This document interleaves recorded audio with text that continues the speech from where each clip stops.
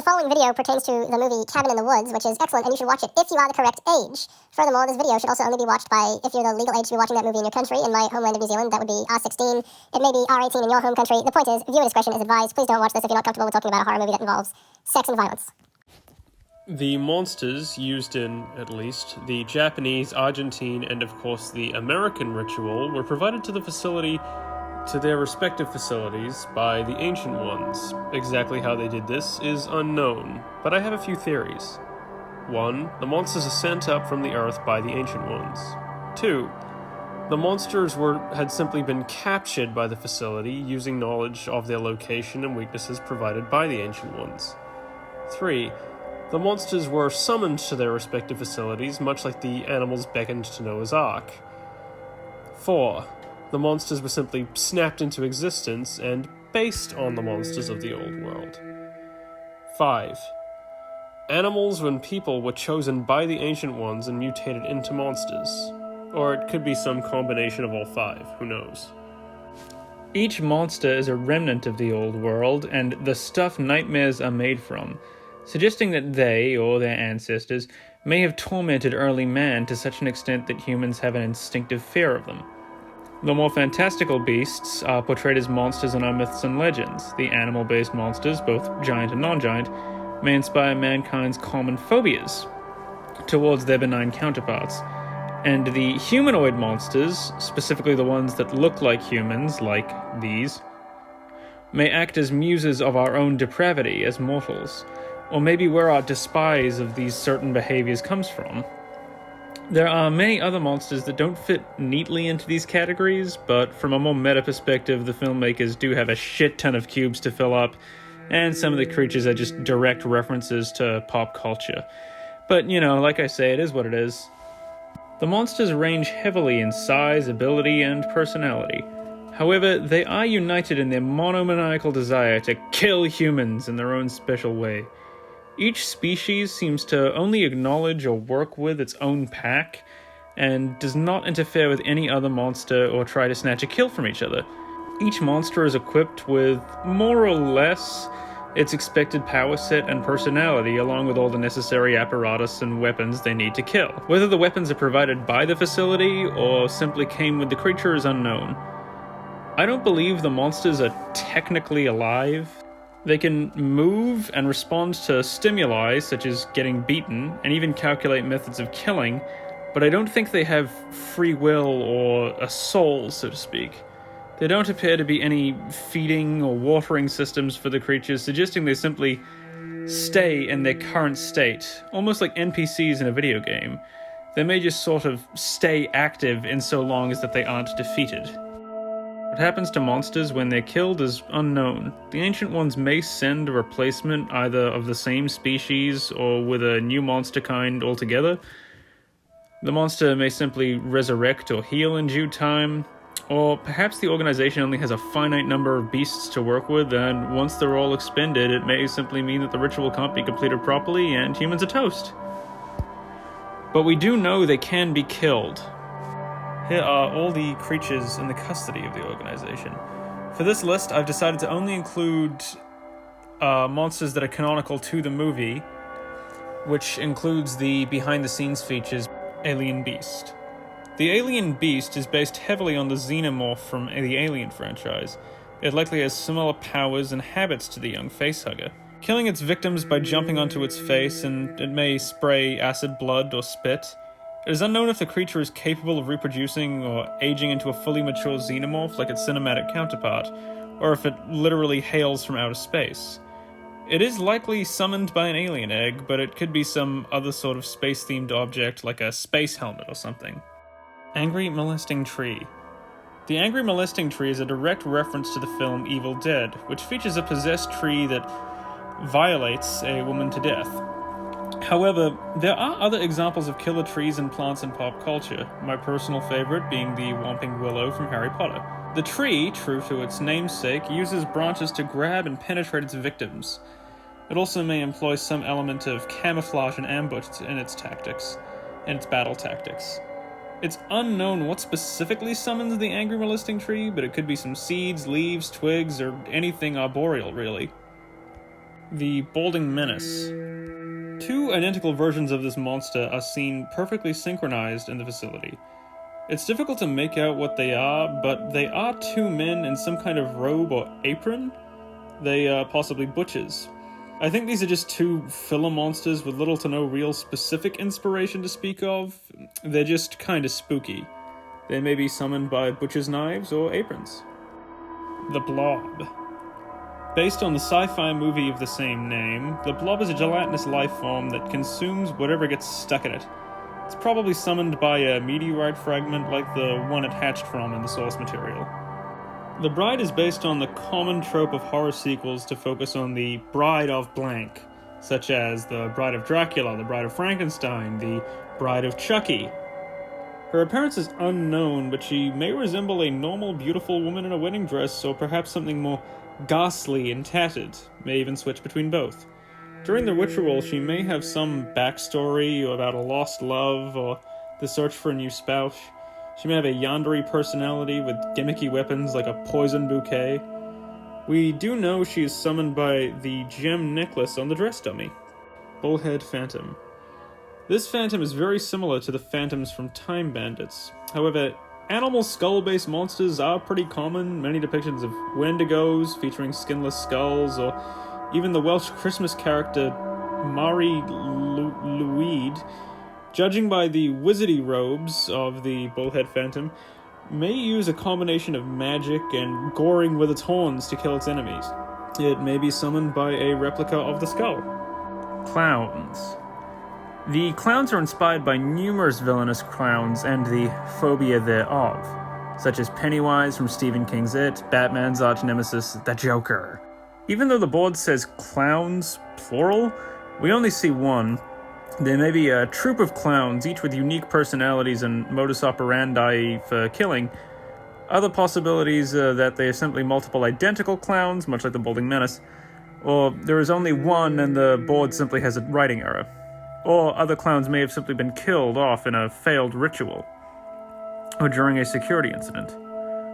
Unlike Pennywise or the killer clowns from outer space, he doesn't appear to have any clown-based powers, preferring to stab his victims, though he may be able to perform parlor tricks such as sleight of hand, making balloon animals, or the handkerchief trick where you pull it out of your sleeve, performing them with demented and lethal twist.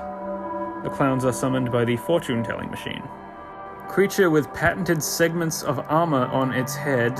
I believe this may be a reference to the Black Knight of Arthurian legend, however we see its helmet up, I think, and it appears to have green skin. This may be a general reference to orcs and ogres or the sword and sorcery genre. He may use a sword or other medieval weapons in combat. He may be summoned by a knight's sword or helmet or something of the like. By the way, I have no bloody clue how they came to the conclusion that it was that, by the way. The Creeping Shadow. This monster may be the personification of nyctophobia, the fear of the dark. Maybe some kind of a sentient smog that blinds and suffocates its victims. It could be summoned by a shadow puppet theater lightbox, is the best I could come up with. Cthulhu creature. While not as gargantuan or mind-bendingly incomprehensible as his namesake, this monster is no doubt a nod to the genre-defining Call of Cthulhu by H.P. Lovecraft. Lovecraft horror is categorized by the insignificance of humans and enormous unstoppable gods and demons that have little to no regard for humans and Earth.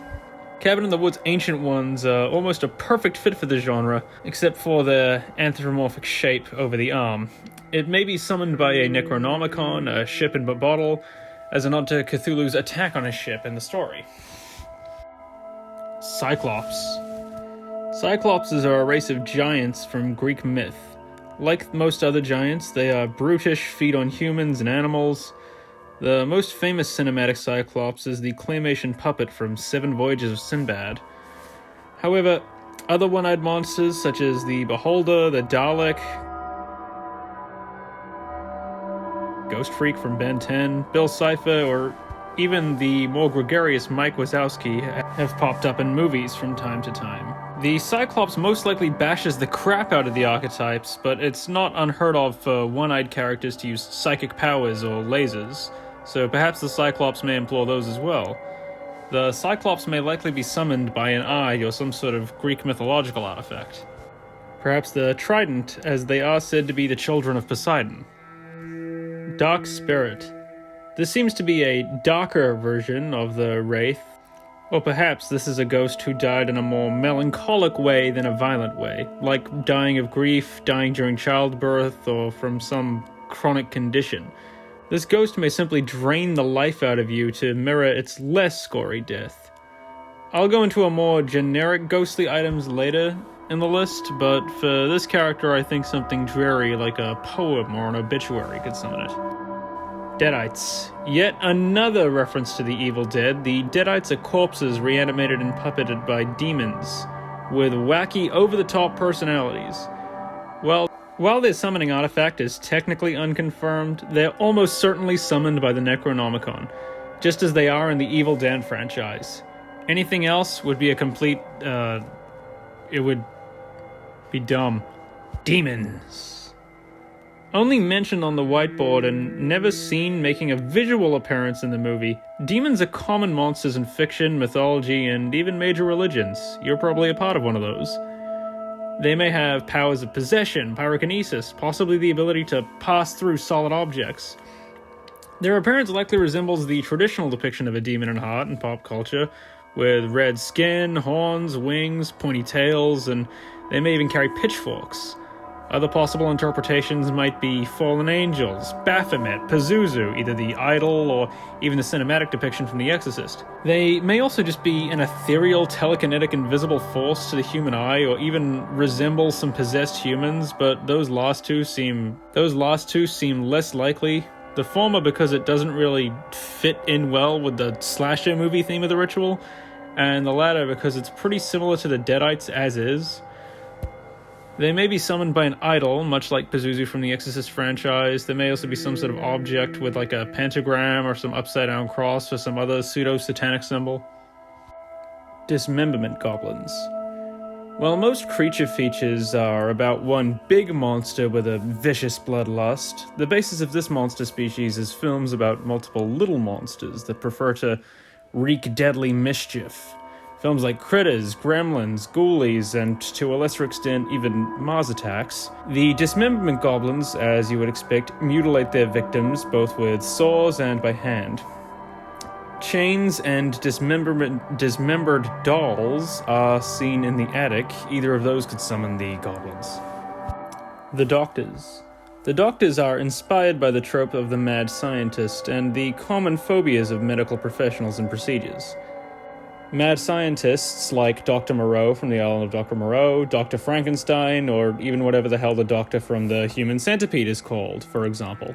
The doctors seem to mutilate their victims to death by performing unnecessary haphazard surgery on their victim of choice, almost certainly without anesthesia. They may be summoned by some piece of medical equipment or perhaps a bottle of medicine or pharmaceuticals. My guess is the stethoscope. Dolls. Based heavily on the villains from The Strangers, the Dolls, despite their name, are a group of 4 different people in identical masks that enact a home invasion and hostage situation scenario when killing victims. They are seen tying up facility staff and dousing them in petrol, so that's likely how they kill people. They are summoned by using replica of their gang mask. Dragon Bat. There is no clear inspiration for the dragon bat, however, there are numerous films such as Sharktopus, Piranhaconda, and Jurassic World that featured gimmicky hybrid creatures.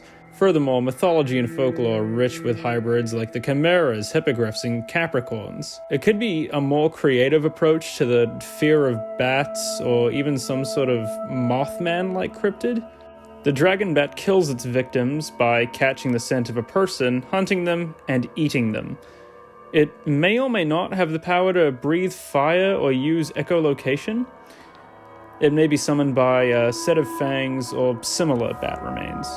Face Peeler. Yet another character with no clear counterpart. The face peeler is perhaps the personification of vanity or auto-mutilative self-harm. No doubt he peels the faces off of his targets, maybe sometimes wearing them or just eating them. Judging by the Gregorian Victorian attire, he may be summoned by some of the barbaric Victorian asylum or phrenology kit, or even something simple like a skinned face. Garden Gnome Boy. This may be a conceptual reference to the Leprechaun of the Leprechaun franchise, although they are two very different characters, or just a simple use of a mythic creature. The Garden Gnome Boy uses a hatchet and maybe some kind of magic, possibly nature or garden-based, to attack humans. He's likely summoned by a garden gnome statue. Ghost.